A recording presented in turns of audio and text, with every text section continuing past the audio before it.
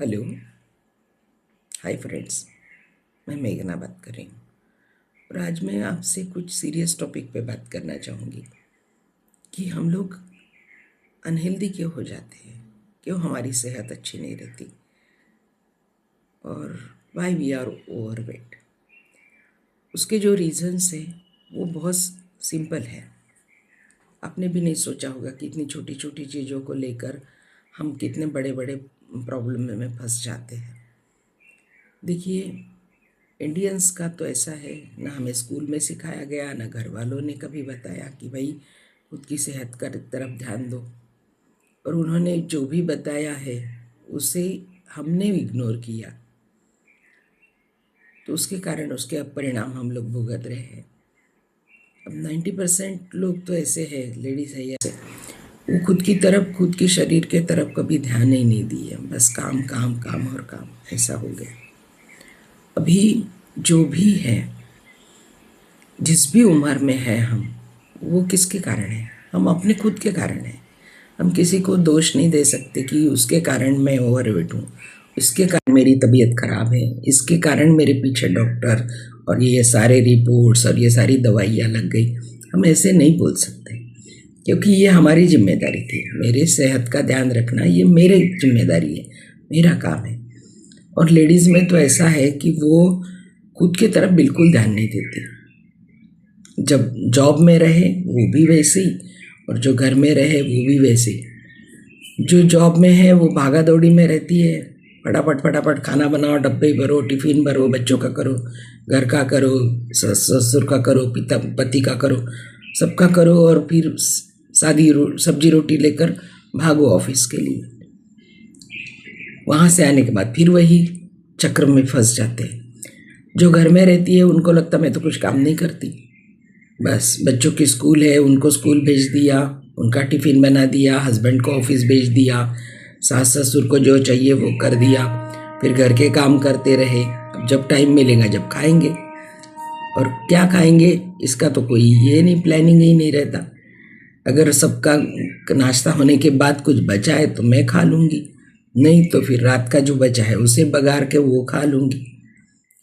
तो ये करते करते करते हमारे ध्यान में भी नहीं आया कि हम लोग कौन सी डायरेक्शन में चल पड़े, और ये डायरेक्शन हमें कहाँ ले जाने वाली है। देखो, अन्न है पूर्ण ब्रह्म, ये मैं मानती हूँ, लेकिन ऐसा नहीं ना कि बर्बाद हो जाए कोई चीज़, वेस्ट हो रहा है, रोटी वेस्ट हो रही, चावल वेस्ट हो रहा है, इसलिए हम खा ले, इतनी सी सब्जी बची है इसलिए हम खा ले। ऐसा नहीं करना है। हमारा पेट है, हमारा शरीर है, ये कोई डस्टबिन थोड़ी ना है जो चाहे उसमें डालते रहो डालते रहो डालते रहो। और पेट खराब हो गया, गोली खा लो, सर दर्द हो रहा, गोली खा लो, बुखार सा लग रहा, गोली खा लो। 90% से ज़्यादा लेडीज़ तो खुद ही डॉक्टर बनी बैठी है घर में। उनके पास एक दवाई का डब्बा है, वो खुद भी खाते रहती है दवाइयाँ, हाथ पैर दर्द कर रहे, गोली खा लो, और घर वालों को भी देती रहती है। पेट खराब है क्या, ये लो गोली, ये लो गोली। जैसे सब कुछ खाने को देती है वैसे गोलियां भी दे देती है परोस के, और इसके कारण हम लोग अनहेल्दी हो गए हैं। अब वेट बढ़ने के और भी कारण हैं। पानी भी नहीं पीते हम, सिखाया नहीं किसी ने कि तुम पानी पीने कितना पीना चाहिए, कैसे पीना चाहिए, कब सोना चाहिए, कैसे सोना चाहिए, कुछ नहीं। बस दिन निकल रहा, रात हो रही है, दिन बढ़ रहे हैं, चल रही है गाड़ी। ऐसे करते करते सोशल सेलिब्रेशंस, ये तो बहुत बड़ा रीज़न है हमारे वजन बढ़ने का, क्योंकि हम लोग जहाँ भी जाते हैं बर्थडे के, और हमें क्या लगता है कहीं से भी इनविटेशन आया तो हमें तो जाना ही है, उन्होंने इतने प्यार से बुलाया, शादी है जाना ही है, हल्दी है, मेहंदी है, फिर किसी का बर्थडे है, किसी की क्या बोलते हैं उसको, शादी की सालगिरह है, जो भी है इनविटेशन आया तो हमें जाना ही है। ईद से क्या, किसी की मौत हो गई है, उसे मिलने जाना है तो वहीं पर भी जाना ही है, जिसको बोलते 13वीं में, वहीं भी जाना है, खाना खाना ही है।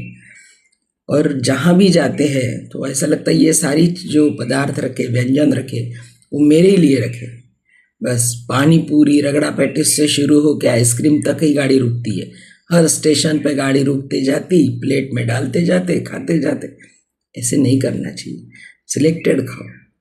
अब बाहर गए हो ना, वो सारी चीज़ें आपके लिए नहीं रखी है, बफे का मतलब क्या है कि जिसमें से आपको जो पसंद है वो खाओ, ये सारा आप खाओ, ये तो गलत बात है ना।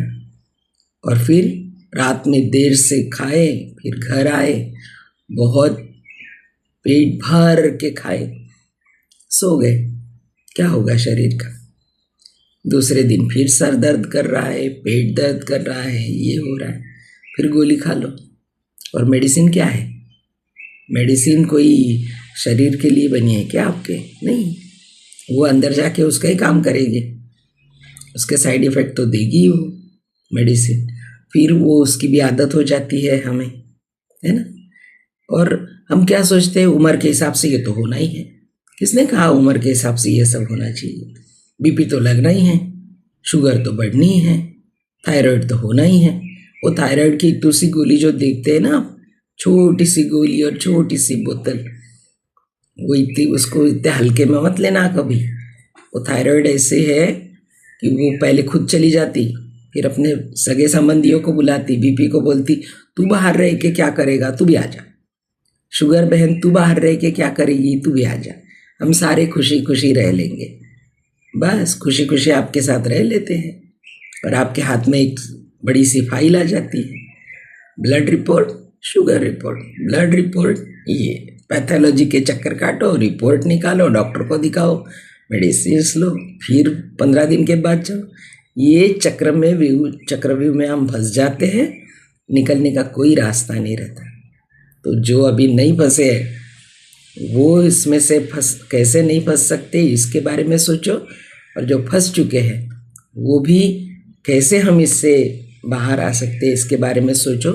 और ये सब लाइफस्टाइल डिसीजेस है, आपका लाइफस्टाइल दुरुस्त हो जाएगा तो ये सारी चीज़ें चली जाएगी और आप फिर खुशी खुशी जिएंगे, है ना। तो बाय, ध्यान में रखिए, अपना ध्यान रखिए, चलो बाय, गुड डे।